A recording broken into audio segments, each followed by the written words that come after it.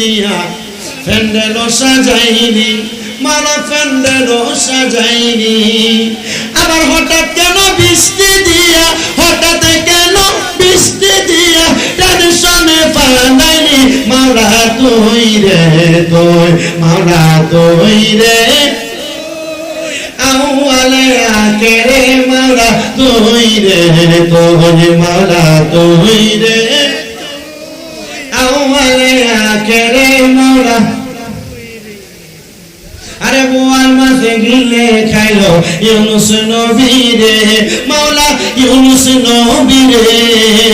ওরে দুয়া ইউনুসের ওসিলা বাঁচাইলো কে রে মাওলা তুই রে তুই মাওলা তুই রে তুই আওয়ালে আখেরে মাওলা তুই রে তুই আইরে নমরুদেরা গুনে দিরা ইব্রাহিম নবী রে মাওলা ইব্রাহিম নবী রে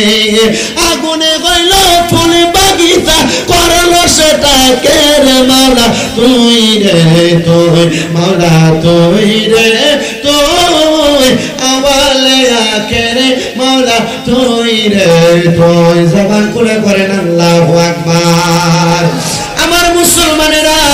আমি জানি পাবে না যায়া যতক্ষণ সময় আপনারা সুন্দরভাবে থাকতে পারেন ততক্ষণ সময় আমি আমার বয়ানটাকে ধরে রাখার চেষ্টা করতেছি তাইলে কবরের মধ্যে গেলে নবী থাকবে আমাদের ওই নবীকে যদি আপনি ভালোবাসেন ওই নবীর সুন্নতের আমল করেন ওই নবীর ইতাআত করেন তাইলে কবরে যাওয়ার পর ওই নবী আপনাকে আমাকে বাঁচাইবে কিন্তু আমার নবী রাহমাতুল লিল আলামিন নবী মদিনার কামলিওয়ালা দয়াল নবী ডাক দিয়ে বলে উম্মত আমার দুনিয়ার জমিনের মধ্যে আমি নবী একটা ঘোষণা দিয়ে গেলাম আমি নবী তোমাদের কাছে দুইটা জিনিস রেখে যাচ্ছি এক নাম্বার হইল আল্লাহ তাআলার কোরআন আর একটা হলো আমি নবীর ইতরাত আমি নবীর আহলে বাইতে রাসূল ইয়া রাসূলুল্লাহ ইয়া হাবিবাল্লাহ আপনি অপর হাদিসের মধ্যে বলেছেন দুইটা জিনিস রেখে যাচ্ছেন একটা কোরআন এবং আরেকটা সুন্নাহ কিন্তু আমার নবী বলে অন্য হাদিসের মধ্যে কোরআনের সাথে আমি নবীর ইতরাত এবং আহলে বায়াত তোমাদের কাছে রেখে যাই